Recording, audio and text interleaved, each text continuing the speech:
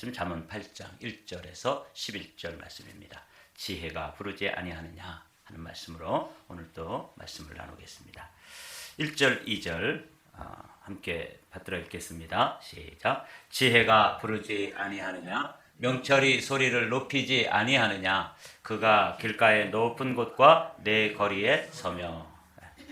오늘은 지혜가 부르지 아니하느냐, 이렇게 지혜가 우리를 부르는 말씀을, 이 성경은 두루마리로 되어 있어요. 그래서 사실은 우리는 지금 장과 절이 이렇게 편리하게 구분되어 있지만 본래 성경은 장과 절이 구분되어 있지 않습니다. 그러니까 이렇게 두루마리로 되어서 쭉 이어진 말씀입니다. 그런 맥락에서 이 문맥을 본다면 어제 우리가 5장 또 6장 7장에서 음녀의 소리를 지혜자는 뭐라고 가르쳐 주셨냐면 호리는 말이다. 우리를 유혹하는 말이죠. 근데 그 유혹하는 말이 아주 달콤하고 그 유혹이 우리를 부르는 소리가 그렇게 아주 매혹적이고, 그래서 젊은 청년이 한 사람이 마치 그 음녀의 그 어두운 골목으로 이렇게 끌려 들어가는 것을 어제 동영상처럼 우리가 함께 말씀을 나누지 않았습니까?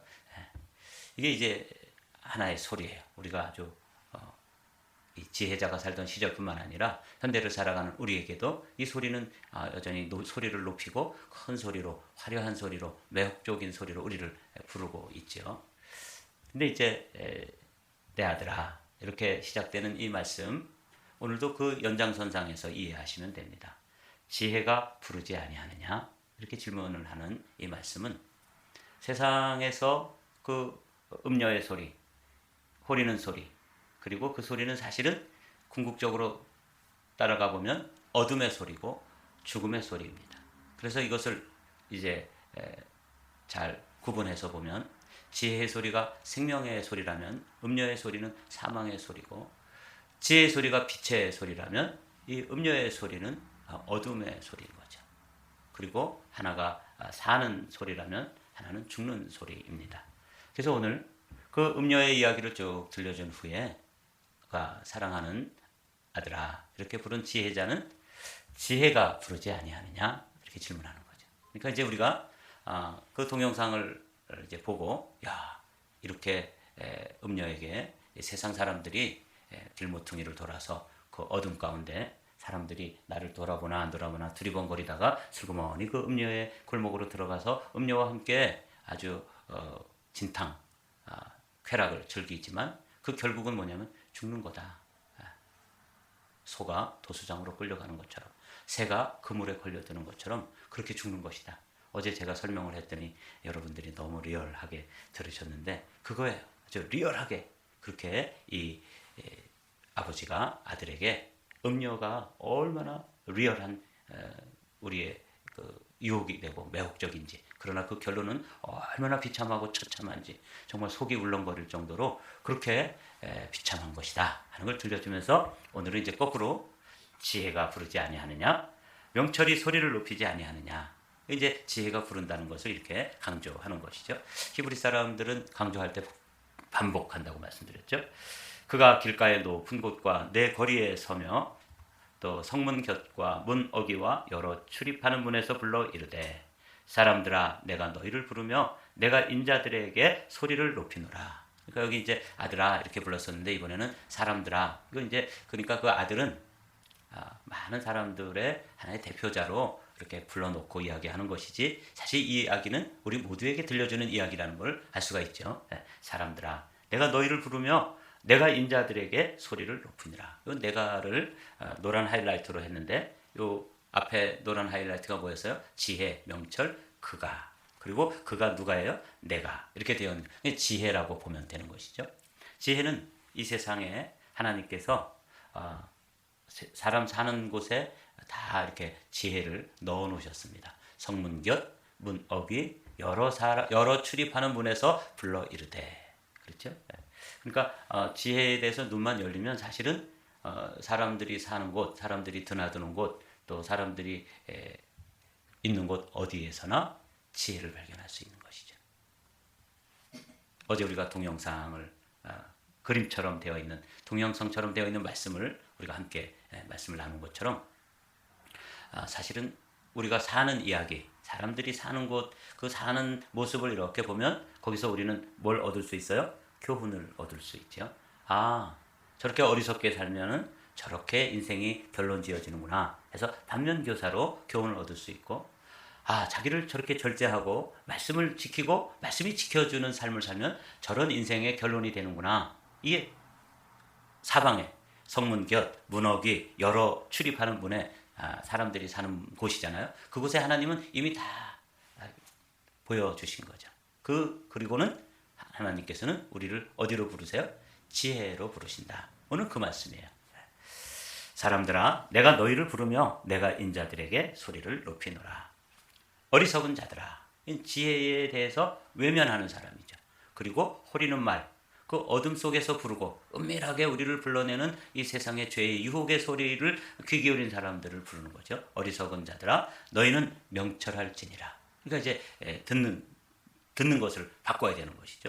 지혜가 부리는 소리를 귀 기울여야 되는데 우리는 자꾸 호리는 말, 유혹하는 말, 세상의 말, 죄를 짓도록 우리를 끌고 가는 말에 자꾸 끌려가던 사람들을 이제 다시 불러내는 거예요. 그러니까 이게 우리죠.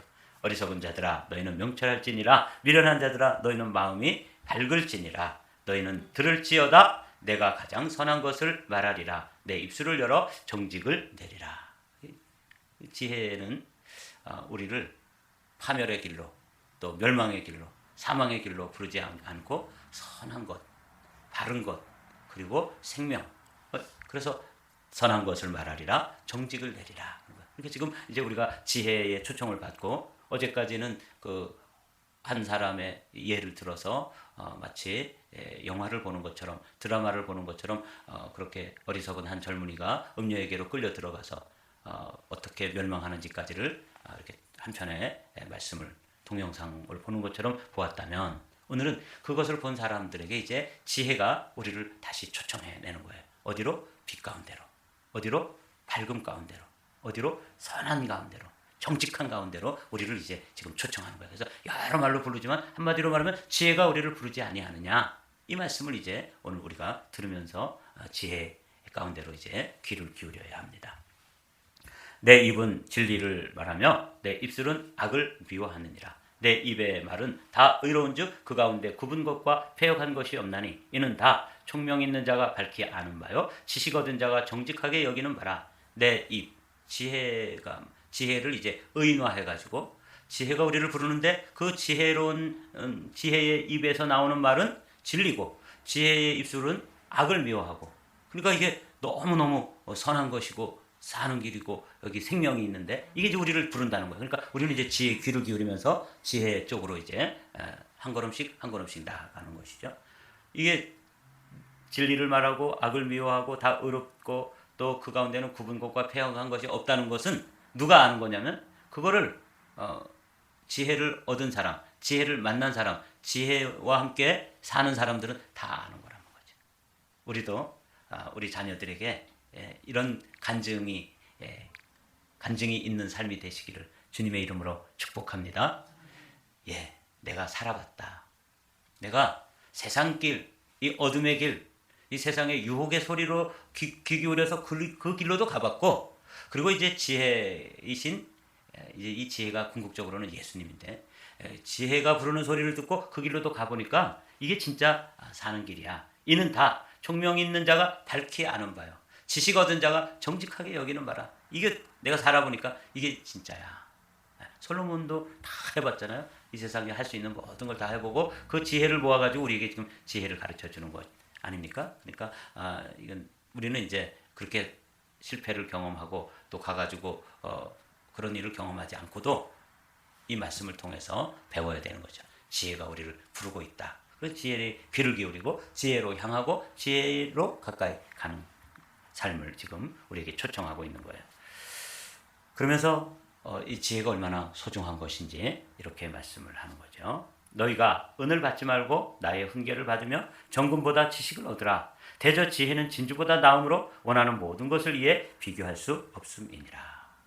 그러니까 이 세상에서 가장 소중한 것이 은, 금, 진주 이런 것들이잖아요. 보화라고 이게 다 합치면 이제 보화, 보물 이런 것인데 이런 것들보다 사실은 지혜를 얻는 게 훨씬 중요한 것이다. 지혜가 부르지 아니하느냐? 이렇게 시작된 이 말씀이 지혜에 관해서 말씀을 해주시는 거예요. 그래서 오늘 아침에 여러분들과 저의 마음속에 이 지혜를 사모하는 마음, 지혜의 귀를 기울이고 지혜를 사모하고 지혜에 목말라 하는 그런 마음이 저와 여러분들의 마음에 가득하게 되시기를 주님의 이름으로 축복합니다. 그럼 도대체 지혜가 예수라 그러는데 정말 그런가? 그럼 지혜를 얻으려고 그러면 어떻게 해야 되는가? 지혜가 이렇게 소중한 것이고 우리가 좋아하는 은, 금, 진주 이런 것보다 지혜를 얻으라고 지혜자가 우리에게 지혜의 말씀을 전해주는데 그럼 이 지혜가 구체적으로 무엇이며 지혜를 얻으려면 어떻게 되느냐? 여기까지 오늘 말씀을 좀 나눠보도록 하죠. 이 지혜를 만난 사람, 신약 성경에서 이 지혜를 아주 드라마틱하게 만난 인물이 누구냐면 바울입니다. 바울은 예수님은 예수에 대해서 그 이단, 괴수 그리고 이 세상에 호리는 말, 이 미혹하는 가르침이라고 아주 굳게 믿고 이 예수에 대해서 대적하던 사람입니다. 그런데 그 사도 바울이 예수 그리스도를 만난 이후에 그의 마음속에 완전한 변화가 이루어집니다. 그게 이제 골로새 교회 성도들에게 보낸 편지 가운데도 들어있죠. 한번 읽어보겠습니다.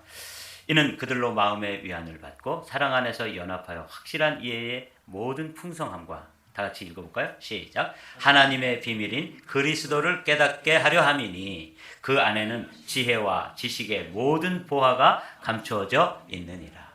이 보화를 발견한 사도 바울이 사실은 나는 예수가 미혹의 소리고 유혹의 소리고 세상 사람들의 생명을 이렇게 도적질해가는 그런 소리인 줄 알았다. 그래서 아주 온 인생을 걸고 예수를 반대했던 인물이 이 사도 바울, 사도가 되기 이전에 사울이라고 하는 청년이었습니다.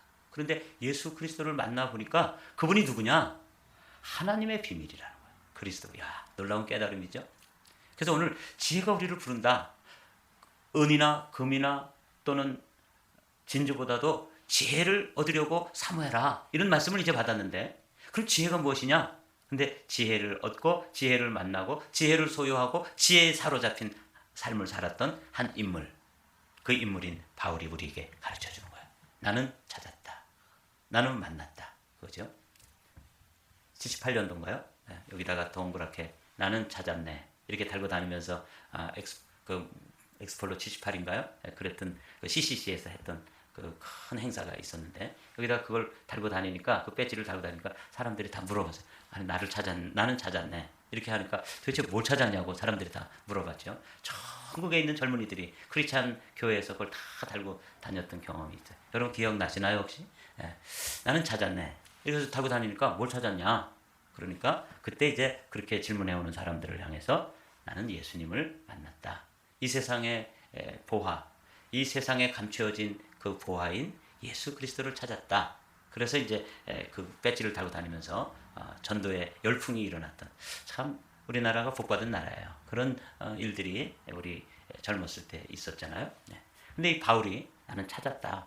하나님의 비밀인 그리스도를 깨닫고 보니까 그 안에는 그가 누구예요? 그리스도죠. 그리스도 안에는 지혜와 지식의 모든 보화가 감춰져 있느니라. 그래서 지혜가 부르지 아니하느냐? 그럼 그 지혜가 누구세요? 예수님. 예수님이 우리를 부르시고 이 세상에 있는 이 세상에 있는 금덩어리, 은덩어리, 큰 진주, 보석, 보화 이런 것 우리는 눈이 휘둥그레져가지고 거기를 쫓아가지만 진짜 보화, 진짜 지혜와 지식은 누구 안에 감춰져 있냐면 예수님 안에 감춰져 있는데 그걸 찾은 거예요.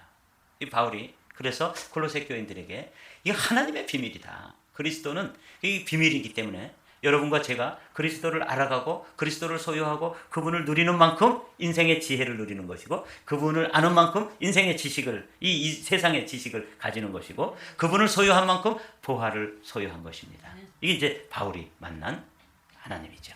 하나님의 비밀인 그리스도. 그 안에 지혜, 지식, 모든 보화가 감춰져 있다.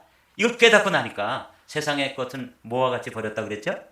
배설물과 같이, 분토와 같이 내가 배설물 버리는 거 여러분 뭐 아까워하면서 덜덜 떨면서 플러싱 하시나요? 아주 아무런 아낌없이 그냥 눌러가지고 촥 버리는 것처럼 사실은 이 안에 있던 은, 금, 보화 이런 거죠. 은을 받지 말고 나의 훈계를 받으며 정금보다 지식을 얻으라. 지혜는 진주보다 낫다. 이 지혜제가 깨달은 건데 사도 바울이 이걸 깨달은 거죠. 이걸 만난 거죠. 그 안에는 지혜와 지식의 모든 보화가 감춰져 있느니라. 20 고린도 교회 성도들에게도 똑같은 말씀을 전해주셨어요. 한번 읽어보죠. 시작. 오직 부르심을 받은 자들에게는 유대인이나 헬라인이나 그리스도는 하나님의 능력이요 하나님의 지혜니라. 우리가 예수님 믿는다는 게 이런 거예요. 제가 이 말씀을 묵상하면서 마태복음 13장이 생각났습니다. 천국은 마치 밭에 감추인 보화와 같으니 사람이 이를 발견한 후 숨겨두고 기뻐하며 돌아가서 자기의 소유를 다 팔아 그 밭을 샀느니라. 또 천국은 마치 좋은 진주를 구하는 장사와 같으니 극히 값진 진주 하나를 발견하며 가서 자기의 소유를 다 팔아 그 진주를 사느니라.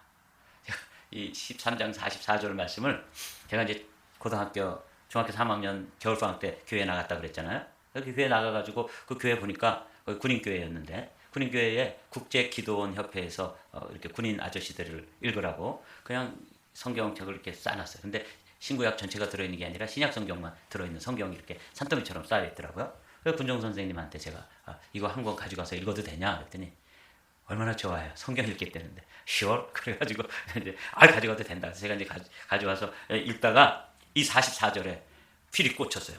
천국은 마치 밭에 감추인 보화와 같으니 사람이 이를 발견한 후 숨겨두고 기뻐하며 돌아가서 자기의 소유를 다 팔아 그 밭을 샀느니라. 저는 이 보화가 야 밭에 진짜 보화가 감춰 있을 수도 있겠구나. 우리가 소작을 했다 그랬잖아요. 그래서 이제 땅이 많은 사람 그 땅을 이제 빌려가지고 우리 아버지가 소작을 했는데 봄철이 되면 맨날 돌멩이를 주워 내는 거예요. 근데 이게 얼마나 힘든 일인지 몰라요. 그 곡괭이를 봄철에 이제 새로 가서 다 벼려가지고 대장간에 가서 벼려오면은 한여름 지나면 그게 다 달아가지고 마치 몽당 연필이 되는 것처럼 몽당 홈이 몽당 갈고리가 되는 거예요. 그 돌멩이 주워내느라고. 근데 맨 처음에 제가 그 돌멩이 주워내는 게 그냥 아주 그냥 정말 하기 싫은 일이었어요. 어린 나이에 그걸 가서 도와드리려니까 얼마나 힘들어요. 그리고 리아카에다가 돌멩이 한가득 실어가지고 끌고 가는데 그게 잘 안 끌려오잖아요. 그리고 우리 아버지가 밀어라. 그런데 뭐 꼬맹이가 밀으면 뭐 그게 큰 힘이 되겠어요? 하여튼 밀어가지고 가면 또 그걸 갖다 담에다 이렇게 확 쏟아 놓으려면은 덤프트럭도 아니고 그걸 우리 아버지하고 저하고 막 힘을 내가지고 쏟아내야 되는 거 얼마나 힘든지 몰라. 근데 제가 이제 이걸 읽고 눈이 휘둥그레졌어요. 야, 우리 집에 지금 이 밭에 돌멩이 줬다가 큰 돌멩이를 하나 이렇게 탁 들쳤는데 그 밑에 보석 상자가 있어서 딱 열어보니까 거기에 보화가 들어있을 수도 있다. 그러니까 돌멩이 들칠 때마다 너무 기대가 되는 거예요. 야, 이 돌멩이를 들치다가 이 안에서 진짜 보화가 나오면 그거 탁 감춰놓고 그 다음에 이제 뭐 어떻게든지 하여튼 돈을 꾸든지 해가지고 이 밭을 사야 되는 거구나. 어릴 때 제가 그런 마음으로 이 13장에 이게 마태복음 13장이니까 교회 다닌 지 얼마 안 돼가지고 읽은 거 아니겠어요? 그래서 제가 이 말씀 읽고 그 밭에 돌멩이 줍는 일이 신나는 거예요. 아버지가 돌멩이 주스러 가자 그러면 옛날에는 그냥 진짜 도살장으로 끌려가는 소처럼 끌려갔는데 이제는 아니야. 가지고 이 돌멩이를 주워내다가 이 안에 혹시 그 안에 항아리 같은 게 묻혀 있거나 뭐 하여튼 덕커덕 그랬는데 거기 뭐가 상자 같은 게 들어있으면 이제 우리는 팔자가 피하는 거 아니에요? 그렇게 돌멩이를 주워냈는데 보화를 발견했을까요? 못했을까요? 예, 거기서는 못 찾았습니다. 근데 제 인생의 보화이신 누구를 만난 거예요? 예수님을 만난 거예요. 야, 제가 어제 이 말씀 지혜가 부르지 아니하느냐 하는 그 말씀을 이렇게 묵상하면서 이 말씀이 생각났어요. 그 제 어렸을 때 어리숙한 그러나 어린 마음에 그 돌멩이들을 들쳐가지고 거기서 이 어떤 이 분처럼 밭에 감추인 보화를 발견한 이 사람처럼 제 인생을 걸고 만난 분이 누구냐면 예수님이에요. 제 인생을 걸고 그분을 샀어요. 그래서 제가 대학 교수가 되는 길, 또 세상에 대기업에 가가지고 한번 제 능력껏 한번 돈을 벌어보는 일, 이 은, 금, 또 진주 이런 거 다 내려놓고 참 보화이신 예수 그리스도를 선택한 것. 그래서 저는 내가 만나기는 만났구나. 보화이신 예수님을 만난 것.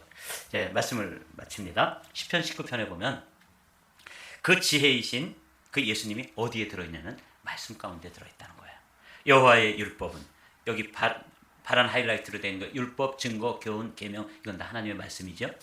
여호와의 율법, 여호와의 증거, 여호와의 교훈, 여호와의 계명은 완전하며 확실하며 정직하며 순결하며 그래서 그 말씀이 영혼을 소생시키고 우둔한 자를 지혜롭게 하고 마음을 기쁘게 하고 눈을 밝게 해주시는 그분을 저는 찾은 것입니다. 저는 만난 것이죠. 제가 참 행복한 사람이죠. 저 산골에서 돌멩이 줍던 제가 그 돌멩이를 들쳐가지고 거기서 금덩어리가 나오고 은덩어리가 나올 줄 알고 그냥 어린 마음에 그걸 들쳐내고 그거 기쁜 마음으로 주워내던 저를 지혜의 총화이신 참 지혜이신 그분이 저를 찾아오셔서 만나주시고 제 인생을 여기까지 인도하신 거예요. 여러분도 마찬가지죠. 그 지혜이시며 보아이신 예수님과 오늘도 하루를 동행하면서 여러분의 삶이 꿈만 같은 좋은 일들로 가득 차게 되시기를 주님의 이름으로 축복합니다.